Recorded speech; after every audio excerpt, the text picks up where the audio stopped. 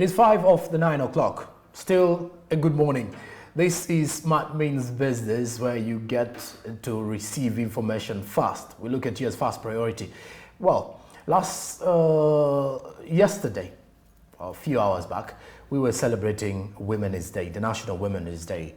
And among the key ideas of the Women's Day celebrations is that the women are looking at being empowered, but more so on the matter of gender equality for a better or a future for the better tomorrow. As we are looking at the world of business, it is actually growing bigger with women taking part of this situation, and this generation, day and age, women are even more successful than the men in all the matters to do with business.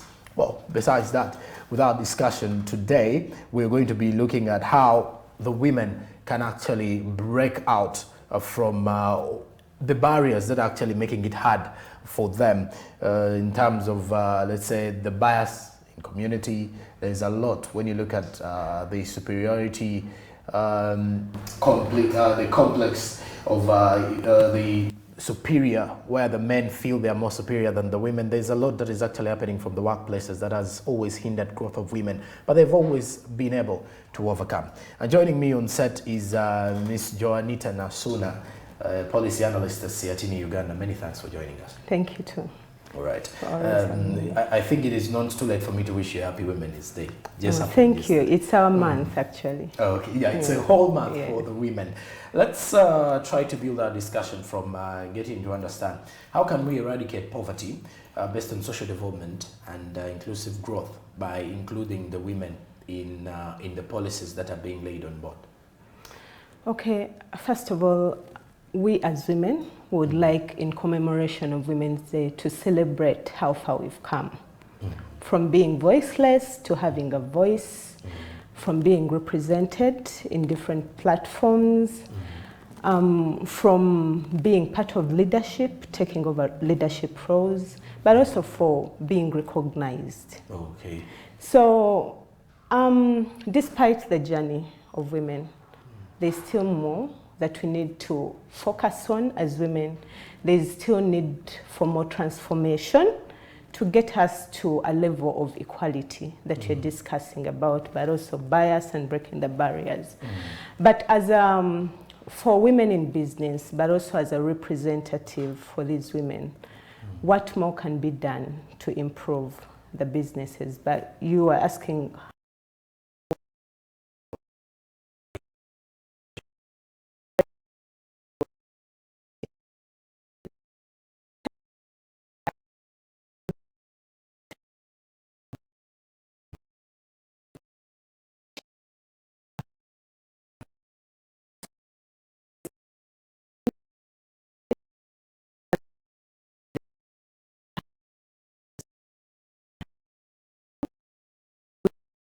these issues of women by building their capacities to own, to control, to manage, but also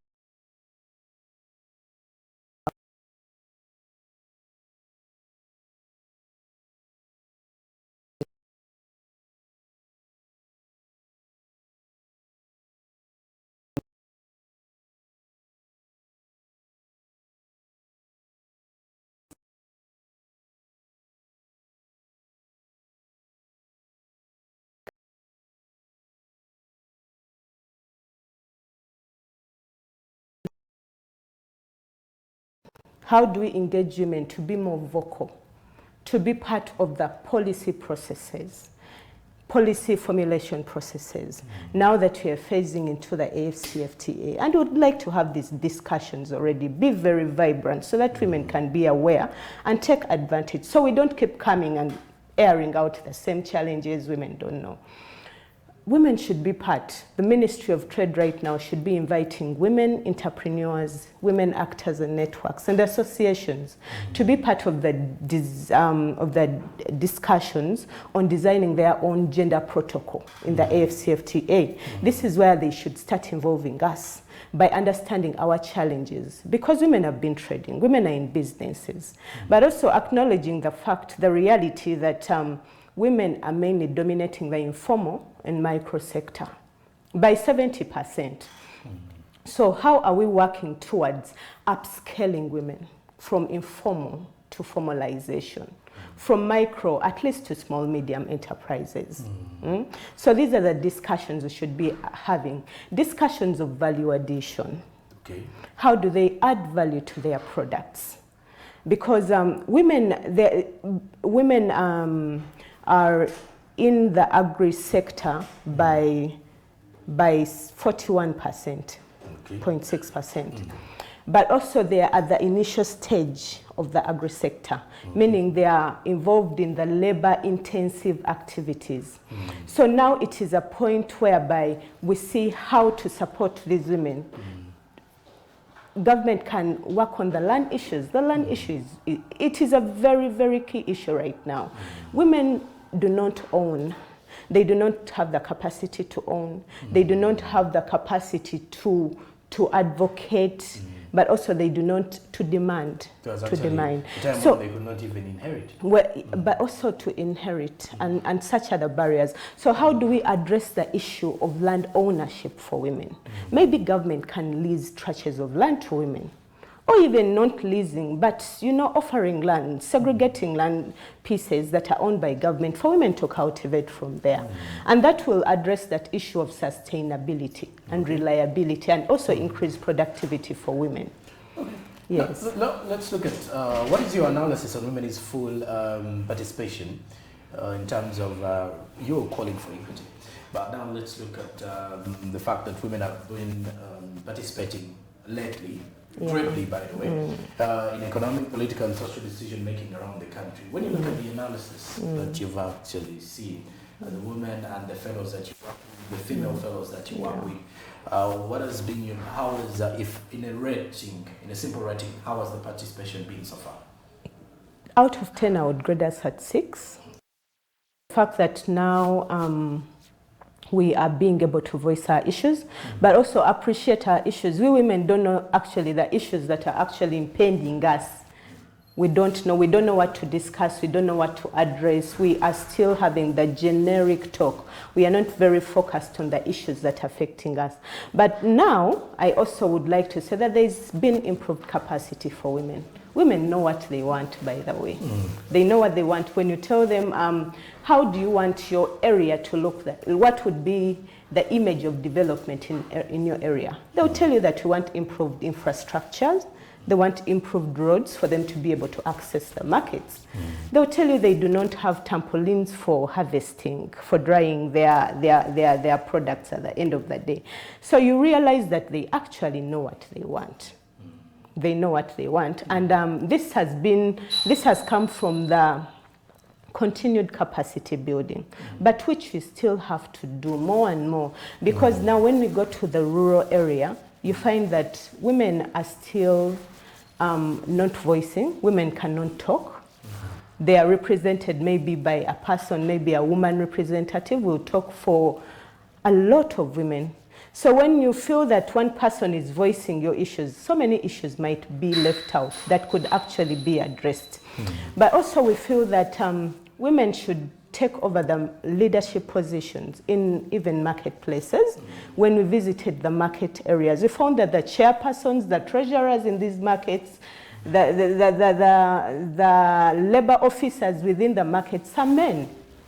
But then who are actually the market people who take up the biggest percentage of the market enterprises, it will be women. But at the end of the day, they are reporting their issues to men. If there is a representative, there is just a woman counselor in the market representing them.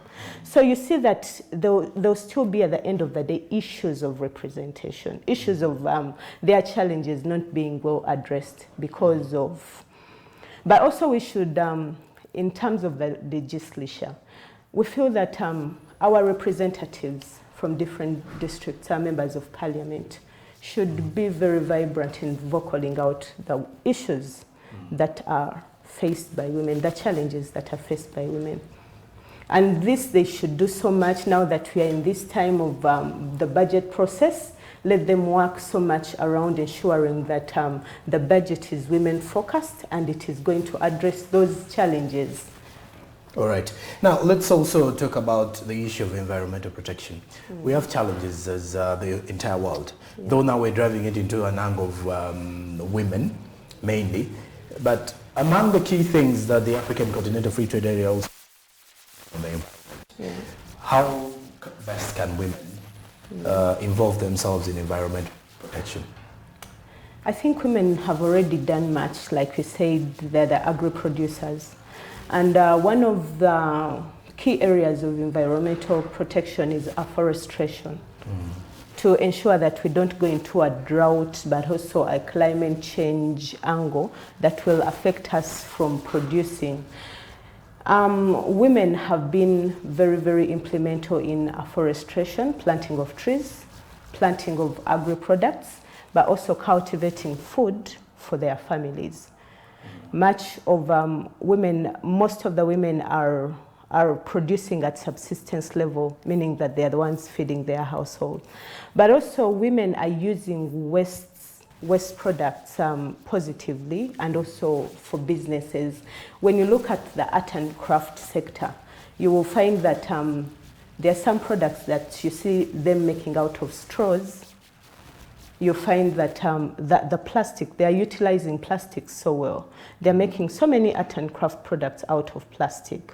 So that is also waste management at the end of the day. Yes, so I think women are very key elements in environmental protection, but also they are working a lot towards waste management. All right. Now let's also, I do believe as policymakers, CRTV, there is private sector players, other civil society organizations have actually advocated for women's rights in the country. And among also the key things that women are actually calling for, the equality is part of the women's rights in there. Now, let's look at the situation now. What can be done for the employers in most cases? Now let's look at the female rights, because I do believe some of the employers tend to create no room for women empowerment in some places, by not promoting them in most places, maybe in bigger places and all that. So what is your take on that? How best can the employers do to empower the men? Especially for the fact that women are usually at the lowest salary payment in most of the working institutions. Okay. We can readdress this by involving women in quality roles, okay, in offices.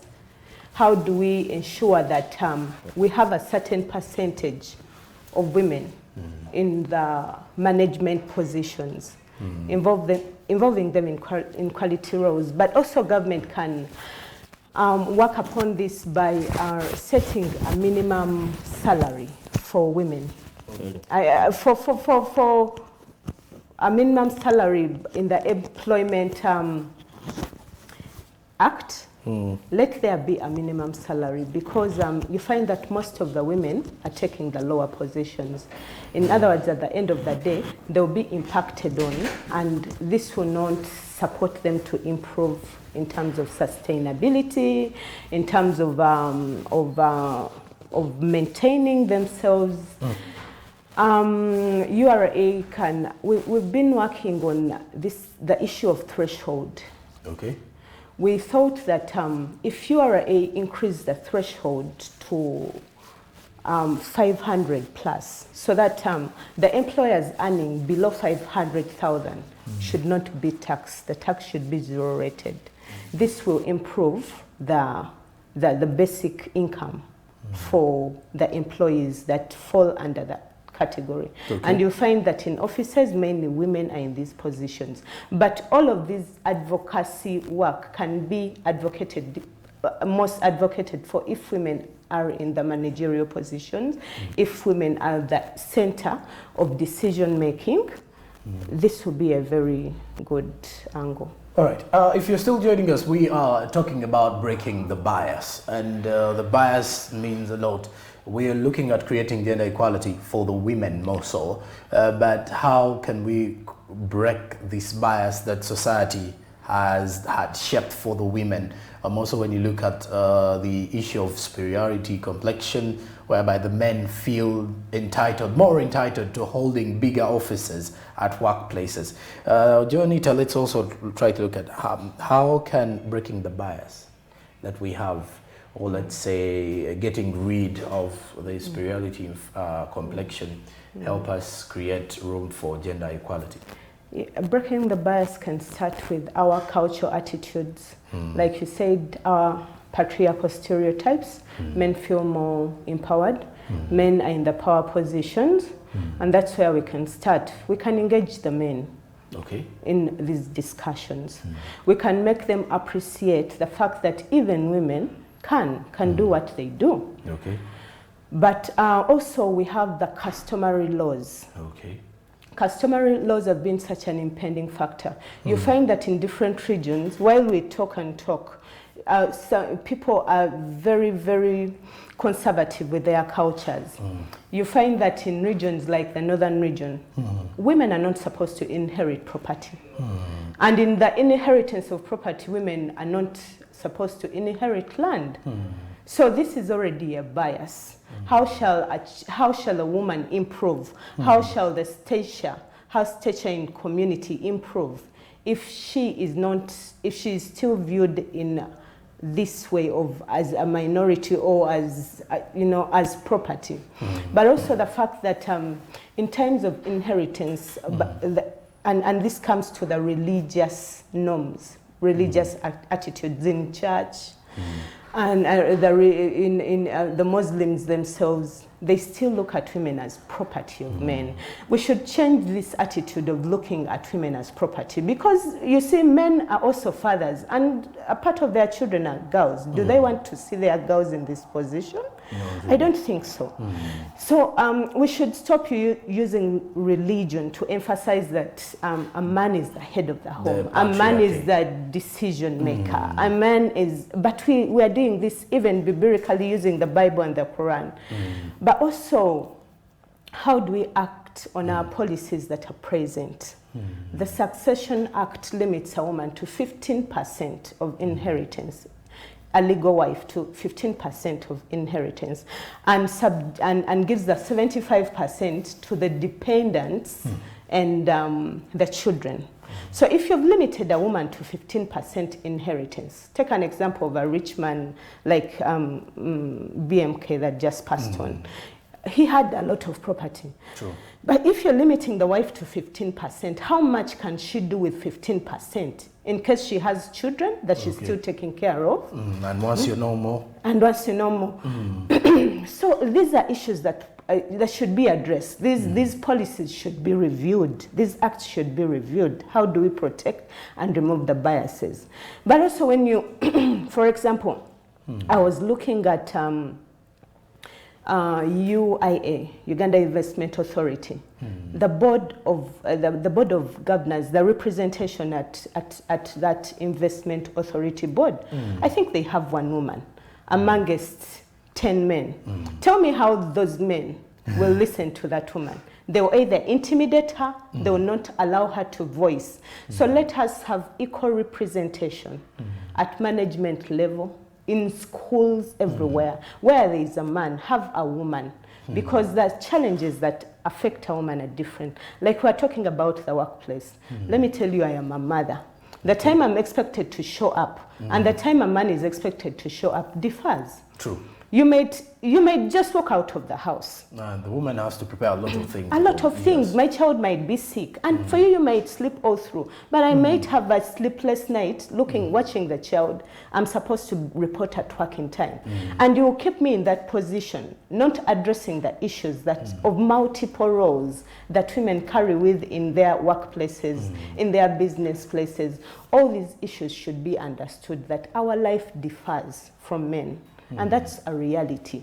So the moment we are at par with realities, we appreciate realities, I think we shall appreciate that even women can be represented. Well, and greatly women can be represented. It was on Monday that in one of the same kind of discussions when we had Joseph Chizito, head of communications at UCC, who said that in the office that he's actually heading, there are actually 2 men with 13 women in there. Now, a few weeks back, the district woman MP of Chegwegwe district, Honorable Flavia Kalahenda, did propose to actually align the Uganda Women Entrepreneurship Program into the parish development model. Fast forward yesterday, during his speech, President Museveni did tell the women some of the key highlights in that speech, that they have 30% that is allocated to the women in the parish development model so that they utilize this chance. But the chances are high that still women may not benefit from this. Now I want us to talk about the Uganda Women Entrepreneurship Program, UWEP. I want to understand what this may actually create a crisis in the long run. Do you believe it is a good move to align the two together? It can never be a good move because right now as women representatives, but also as women entrepreneurs, we feel that there are so many stimuluses that are available. You hear of the Myoga, they will also tell you that there's a certain percentage for women entrepreneurs. You talk about the SBR, the Small Business Recovery Fund, and they'll tell you there's a certain percentage for women. And now the parish development model, they're telling you that 30% is for women. So we feel that women funding is scattered. UWEP was a funding that came from an agreement of economic affirmative action for women. This is a funding that women together with the president himself sat and agreed to put a basket for women to address the issue of access to finance, but also limited capital for women in businesses. So this funding has unique modalities of which women can access this funding without collateral. I think we will know, without security whatsoever. But also, the fact that despite Emyoga is accessed in big numbers, big enterprises, I mean, many enterprises coming together, about 450 enterprises. That's a big number. People who do not know themselves and form a circle. Okay. But again, now you wait for it. And I would like us to echo and understand the beauty of UWEP and why it should not be merged to any program whatsoever. UWEP, unlike the Emyoga, will bring 5 to 10 women enterprises. Those ones who relate well together, come together and be able to access money, 5 to 10 million. But that can do something for 5 enterprises if they work together. And again, in other words, making it easier to access. The time frame attached to it to access is easy. But also the fact that this funding came from an address of a challenge for women, an affirmative action of women coming together. So them removing the UWEP is them removing a program or something that the women have built upon together. But also one challenge with that UWEP funding that we have found as women, and we feel that should be addressed. One UWEP should stay, but government should work upon increasing that basket of money in the UWEP fund. People have applied for that funding for 3 years, and their files are still there.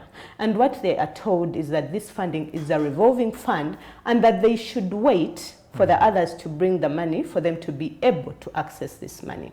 But when we found out, when we dug deep and addressed this issue and went to Ministry of Trade, engaged policymakers, our realization was that the amount of money that government had promised to inject into this funding was actually not. They received only 20% of the money promised. But there are so many women out there. Women dominate 70% of the micro sector. So if this funding is to address 70%, they should focus on making this funding work. It is at local level, it's addressing rural women, but also the other beauty of it is that it's addressing all the enterprises. Okay. All the enterprises. It's not limiting to agri-producers like the parish development model is. So the moment you merge UWEP to the parish development model, it means you're leaving out other enterprises. Okay. You're leaving out saloon makers, you're leaving out women in small businesses that are not necessarily agro-businesses. So that is why we think it is not a good idea for the government to merge the two. Yeah, to the parish development model. Well, many women are actually against this particular move. And on Monday, there was a National Women's Annual Conference, which was held in Kampala before they were actually preparing for the Women's Day. Some of the challenges that the women leaders address is that they also lack representation at government offices. That even if they're actually being sent to represent women on the local government offices, they are never considered by the men counterparts. And then furthermore, they also say there is lack of facilitation by government on the women part when it comes to women pushing for different programs at district level. I don't know whether you've ever got into a situation of this kind of whereby women send out their complaints in that. Let's first try to look at some of the challenges the women leaders face in the regional tours you've done at Siatini, Uganda. First of all, I would say that Ministry of Gender is one of the frustrated ministries, I would say. They actually say they receive the least amount of money. And now that we are in the budget process and we are saying, let us focus on women issues, what is government doing about financing this ministry? And we feel that this comes straight from Ministry of Finance. Ministry of Finance spreading or throwing women funding everywhere is not an ideal thing to do. And it is something we've been addressing over and over. So we call upon Mr. Ramadan Ngobi to start addressing issues of women. Let policymakers have a challenge of limited appreciation of women issues. And you know the other challenge is that true in the Ministry of Finance, these financing institutions that disburse money at the end of the day, there is lack of women representation. My dear was at a board one time. We were part of a committee that developed the modalities for the Small Business Recovery Fund. And I think there were about 20 ministry representatives in finance. 20 plus. And 20 plus were all men. It was only one woman on this committee. So how do you expect that these men they imagine that the policies that are in place are gender neutral, and this is a wrong imagination. We are not going to address women, youth. We can't say that they are all homogeneous and the policies will work for them. Instead of throwing monies for women here and there, let them have a basket. Let them address all monies for women. Take them from the Emyoga, pull them, tell them to all go to UWEP. And tell the women, you know what, you're addressed in UWEP. Let them increase that money by at least 30 billion. 30 billion. Put it in the UWEP basket and see if it won't work. So representation of women is still low. It is still low in ministries. Now that we are in this budget process term, how much, let us, as well as actors, women entrepreneurs, let us be observant. Let us look at the money that is being allocated to the ministries that are addressing our issues. Most of the time these men, and they feel that women, we are emotional. No, we are not being emotional. Let us be realistic.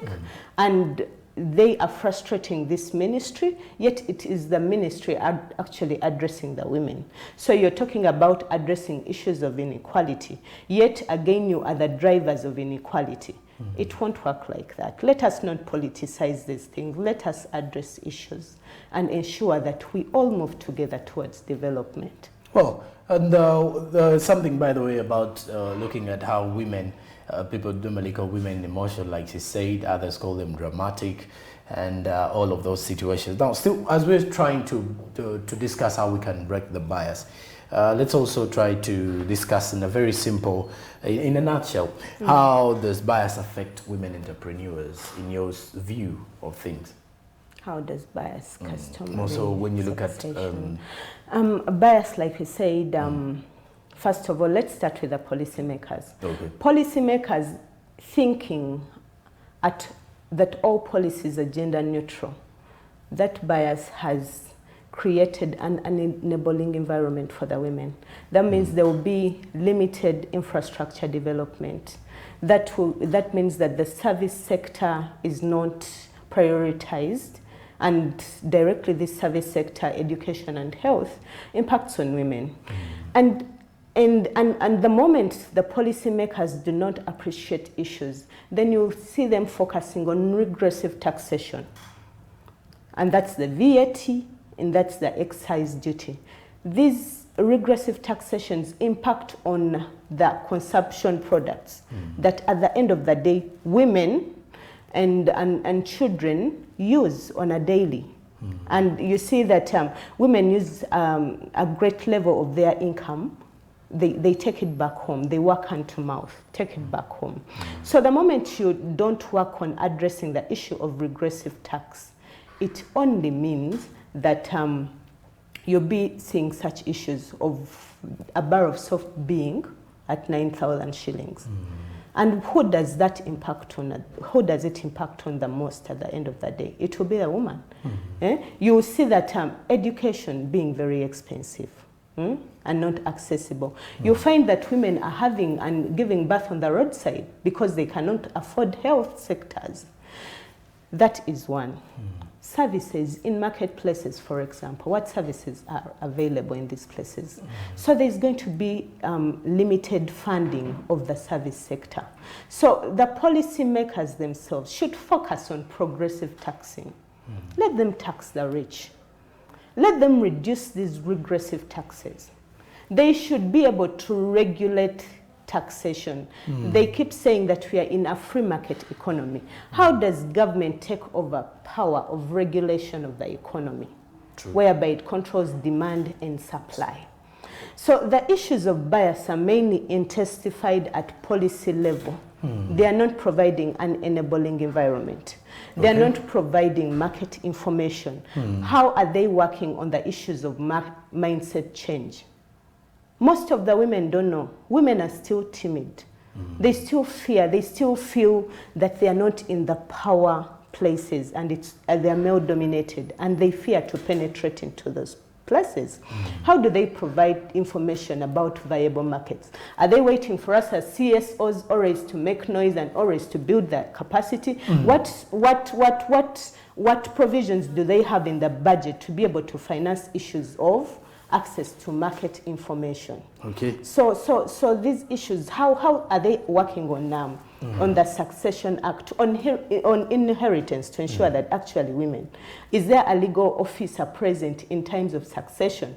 Government should put a rule like that, that in all these succession ceremonies, inheritance ceremonies, by law, there should be a legal officer present so that they can address any issues of violation of rights. Are women actually taken care of? Is their rightful share being given to them, or are the family members actually violating, infringing on their rights? So all these are the angles that government can use to break the bias towards inequality. Okay, and when you look at the fact that women are looking for equality, this very year the theme was also focusing on equality for women in Uganda. It is a very big outcry, not only in Uganda, across the world, the entire world. Women want to actually show and prove that they have a difference. And the difference is always delivered, by the way. They are delivering. When you look at the women that we have in the cabinet currently in Uganda, you can clearly see that they are delivering greatly. We, some of us mainly, I personally grew up under my mother, my sisters. I've seen my sisters grow into successful women, and I do believe that it's always a woman who's going to push you there. And I do believe the policymakers can still ably find opportunities to to encourage and, well, include women in any policy that they are apparently making. Now, Mr. Onita, as soon as we are summing up with our discussion today, with your last few remarks, what should be done?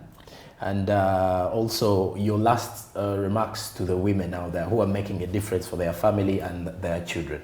Okay. For the policymakers, mainly. Okay. Because this is where the issue starts.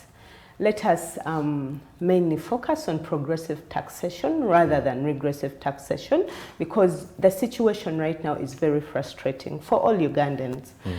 But also let us let the policymakers ensure that the governance systems are inclusive and accountable.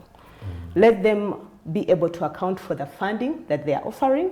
Let them not say 30% for the women, and at the end of the day, there is no woman accessing these funds. What regulations, what systems have they put in place to check, but also to be transparent, to be able to showcase the people who have benefited from this funding, especially for the women. But also, let us be honest with the realities. Okay. Yes, that women are in the formal sector. I don't think most are willing to be there. How do they as policymakers support them to improve from formal to formalization? But also as us as women entrepreneurs, let us be the drivers of our transformation. We are aware of the inequalities present. Let us work towards addressing these inequalities. Let us be proactive as women entrepreneurs. Let us be proactive. Let us work faster. In case you get to know of a financial opportunity, be the first one in that bank. Don't tomorrow say that, again, I have issues of limited capital. But I was here telling you that there are funds available. The SBRIF fund is in Post Bank. Run for it. Be the first one there in the morning. And this way we shall. Let us work faster. Let us also work on issues of reporting late. Reporting late has really kept us behind as women. We are late in meetings. We are late at workplaces. We are late to reaction. So there is a need for proactiveness as women, but also let us take advantage of the opportunities. There are viable markets present. Let us understand the AFCFTA. Make effort as a woman. Instead of going on WhatsApp all the time, just go and Google on the AFCFTA. Understand it better. That way you're building knowledge, you're growing in capacity. By the time someone reaches you, you at least know something. But also let the government prioritize the service sector. Education and health impact on the woman at the end of the day. Let this be our priorities, and I think with that we shall really address the issues of inequality. All right. And it's very important for women to understand the opportunities that arise from there. As the civil society organizations are pushing for your rights, it is also important that you can as well show that you want them or you wish for them. Well, many thanks for joining us, please. Thank you so much for always having me. All right, and that is Ms. Jonita Nasuna, policy analyst at Siatini, Uganda, having us through this discussion of women empowerment, among others, of the top issues of equality and breaking the barrier of bias as well as the inferiority complexion in society. Well, with that, it brings us to the end of our topic of discussion. But after the break, we do return with sports business. Do stick with us as we get into the world of sports.